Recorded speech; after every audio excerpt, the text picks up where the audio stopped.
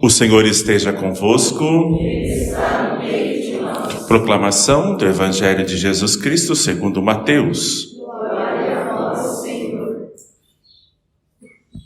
Naquele tempo, Jesus começou a censurar as cidades onde fora realizado a maior parte de seus milagres, porque não se tinham convertido. Ai de ti, Corazim! Ai de ti, Betsaida! Porque se os milagres que se realizam no meio de vós tivessem sido feitos em Tiro e Sidônia, há muito tempo elas teriam feito penitência, vestindo-se de cilício e cobrindo-se de cinza. Pois bem, eu vos digo, no dia do julgamento, Tiro e Sidônia serão tratadas com menos dureza do que vós. E tu, Cafarnaum, acaso serás erguida até o céu? Não. Serás jogada no inferno. Porque se os milagres que foram realizados no meio de ti, tivessem sido feitos em Sidônia, ela existiria até hoje. Se tivessem sido feitos em Sodoma, ela existiria até hoje. Eu, porém, vos digo, no dia do juízo, Sodoma será tratada com menos dureza do que vós. Palavra da salvação. Glória a vós, Senhor. Ave Maria, cheia de graça, o Senhor é convosco. Bendita sois vós entre as mulheres, e bendito é o fruto do vosso ventre, Jesus. Santa Maria, Mãe de Deus, rogai por nós, os pecadores, agora e na hora de nossa morte. Amém. Amados irmãos, reverendas irmãs, a liturgia dessa 15ª semana do tempo comum vem falar aos nossos corações a importância de não só conhecer a Jesus, mas segui-lo. Conhecer, todo mundo conhece. Você pode perguntar, viu Jesus, teve uma experiência com ele, ou até mesmo já ouviu falar pela TV, ou alguém evangelizou. Conhece aqui no Brasil, pelo menos conhece, já disse quem é Jesus. Mas isso não basta. É igualzinho. Eu tenho fé, padre. Mas ter fé só não basta. Você pode ter fé em qualquer coisa, mas no Deus único e verdadeiro, nosso Senhor Jesus Cristo se encarnou, a Trindade Santa, talvez não tenha. A primeira leitura nos lembra do chamado e da eleição de Deus. Temos aqui a vida de Moisés. Moisés, ele foi sendo escolhido por Deus mesmo antes dele ter consciência de si mesmo, aos cuidados de Deus. Ele era um hebreu, que depois vai chamar-se de Israel, o povo de Deus, a Jerusalém celeste futuramente, quando nós morrermos, e também a eleição de Deus àquele povo escolhido. Deus não faz as coisas sozinho, ele poderia fazer as coisas sozinhos, mas ele chama os seus, ele deseja os seus, e deseja a nós, que nós possamos colaborar com a obra que ele mesmo fez. Moisés era o filho de uma hebreia. Depois o Senhor guardou 3 anos ele. 3 anos. A gente lembra a prefiguração de Jesus nos 3 dias onde ele estava no sepulcro. Também lembra os 30 anos em que ele ficou recluso antes de evangelizar. Depois, encontrado pela filha do faraó no rio. No rio mesmo, em que ele vai atravessar a pé enxuto. Lembra as águas do batismo? E logo depois, ele cresce no palácio. Ele cresce entre não os seus, aqueles em que Deus quis que ele ficasse. Ele vai crescendo. Mas ele vai sair do palácio. Ele encontra o seu povo de sangue sendo maltratado. E aí ele tem piedade, ele tem compaixão. Vai lá, mata aqueles que fazem o mal. Esse não é o foco central do texto. É para justificar por que o faraó depois não vai gostar de Moisés. Mas é a prefiguração de Jesus. Ele sai do céu, ele é Deus, mas ele tem compaixão de nós. Vem para nós os pecadores. E nos dá a graça de podermos ficar com ele, conhecer a ele e segui-lo. Portanto, o cuidado de Deus, a espera em Deus, quando Deus suscita coisas em suas almas, Ele não vai te desamparar, porque Ele vai cuidando. Ele vai fazendo a obra crescer, Ele vai fazendo a graça crescer, a fé aumentar, a súplica e o querer a Deus é maior, porque Ele se faz presente e não te abandona em nenhum momento. Porque é dele a obra. Ele só quer o seu sim diário. Ele só quer a sua oração. Segui-lo e amá-lo como ele deve ser. Assim inicia a eleição de Moisés. Deus nos escolhe não porque as nossas capacidades. Deus só vai olhar inicialmente algo que ele tanto deseja: a humildade e os seus pecados. E ele vai mudando, preenchendo. Depois ele vai se convertendo. Depois ele vai fazendo você se converter. Quanto mais você busca, quanto mais você dá, ele faz a obra. Lembra-se que é Deus que nos procura e não nós que procuramos a Deus. A iniciativa é dele, porque ele nos quer. Não escolhe os perfeitos, ele vai chegando à perfeição conforme nós vamos seguindo e amando. O Evangelho, o Salmo vai nos dizer assim, que o Senhor estabelece sua cidade para sempre. Ou seja, estou lendo o Salmo errado. O Senhor é indulgente, é favorável. A favorabilidade de Deus. E principalmente, o Senhor não rejeita o seu povo. O povo que ele escolhe, a eleição de Deus, as maravilhas de Deus, o propósito de Deus.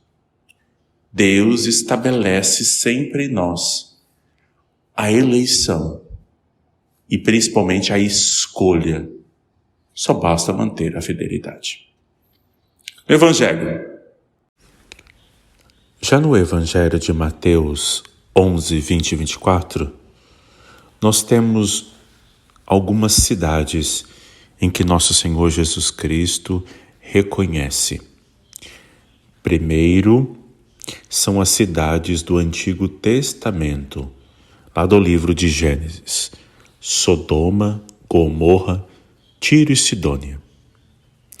Essas cidades têm alguns pecados, que nosso Senhor até destruiu a cidade. Mas aquele pecado, nosso Senhor Jesus Cristo vai nos alertar que são pecados da impureza. Já Corazim, Betsaida e Cafarnaum são cidades em que ele mesmo pregou, viu os milagres, viu a plenitude dos tempos. Ele mesmo olhou e teve misericórdia daquela cidade. Os pecados das duas cidades, aliás, das cidades, as cidades em que nosso Senhor o conheceu e fez milagres como Cafarnaum, que ele fez o discurso do pão da vida, são pecados contra o Espírito Santo. Viram, ouviram e se negaram a se converter. Não observou os alertas de nosso Senhor Jesus Cristo, as advertências. Por isso são pecados contra o Espírito Santo. Conheceram, observaram Jesus, mas não quis se abrir o coração a Deus. Já a cidade de Sodoma, Gomorra e Tiro, os pecados são da impureza, que eles poderiam até se converter, porque são pagãos e não conhecem a verdade. Já o Corazim são pecados da negação. Por isso, se Sodoma e Gomorra e Tiro fizessem penitência, eles se voltariam para Deus. Na verdade, são duas punições. Um será menor e a outra será maior. A maior, porque negou a Jesus Cristo. Estava na idolatria, percebeu as advertências de Jesus e se negou. A outra poderia se dar a nosso Senhor Jesus Cristo por meio da penitência. Ora, amados, irmãos e irmãs, você conhece Jesus, já ouviu falar de Nosso Senhor. Então, Nosso Senhor quer uma devolução, fazer uma penitência. A gente se comporta como a gente já estivesse salvo. E a gente não dá nada para Nosso Senhor. Ele está pedindo penitência. Não é só penitência na quaresma. Não, a gente tem que devolver a Deus coisas santas. A gente ouve assim, ai padre, mas para que fazer jejum, abstinência de carne? Não, Jesus já morreu na cruz, então já estamos completamente salvos. Não. É tão grande a penitência que São Francisco de Assis não se contentou somente em fazer penitência na quaresma. Ele fez uma quaresma de São Miguel e lá tem as penitências. Ai, não sei para que fazer penitência, porque tem que fazer penitência de fofoca, esse negócio de carne, ou tirar alguma coisa. Não. Penitência, fofoca é pecado. A gente não faz penitência de pecado. Pecado a gente vai no sacerdote, vai lá, se arrepende e não faz mais. Penitência, você precisa dar alguma coisa a Deus que é justa e santa. Mas com os nossos pecados mudam. Por exemplo, Cafarnaum poderia devolver a Deus uma coisa boa. O que é uma coisa boa? Comer, não é bom? Mas aí você devolve a Deus por amor essa comida quando você faz sexta-feira, jejum e abstinência de carne todas as sextas-feiras. Você devolve a Deus, aí você segue, você ama. Quando você tira algo bom para que a sua carne. Outro dado importante. Cafarnaum poderia devolver a Deus aquilo que, por amor. Cafarnaum tinha uns pecados. Os pecados da carne. Corazim e Betsaida tinha os pecados contra o espírito. É recusa da salvação. Cafarnaum não. Cafarnaum tinha os pecados da carne. E poderia ser combatido com as penitências e a oração. Mas eles quiseram só seguir Jesus. Nos likes e no joinha. Mas não seguiam Jesus de verdade, sem fazer experiência. Então ele não pode devolver aquilo que é de propósito de Deus nos santificar. As duas cidades, uma será tratado com menos dureza do que a outra. Existe um julgamento. Uns será tratado com muita dureza, outros com menos. Mas julgamento vai ter para todo mundo. Dureza para quem recusa. Menos duro para aqueles, por ignorância, ou até mesmo por má vontade e preguiça, não devolvem a Deus coisas lícitas. Repito, comer não faz nenhum mal. Mas quando você recusa por amor a Deus, Ele agradece, porque Ele quer uma devolutiva. Nosso Senhor não faz nada de graça. Ele pede de você fé, compromisso, aliança. Como Ele fez com os antepassados, Ele faz uma aliança conosco no batismo e nós renovamos essa eterna aliança no altar, toda a missa dos quais nós estamos aqui. Renovando a aliança. A aliança não pode ser só dele para conosco, mas nós com Ele. Uma eterna aliança. Devolva a Deus o que é de Deus. Suas vidas, suas almas. Aí sim, Ele vai fazer aquilo que é plano de Deus em vossas vidas. Não inquieteis os vossos corações com nada. O Senhor cuida de nós. O Senhor não nos abandona sempre. Mas mantenha a fidelidade, mantenha a confissão em dia, mantenha a oração em dia, o rosário em dia e mantenha a missa em dia, que o Senhor nunca vai nos abandonar.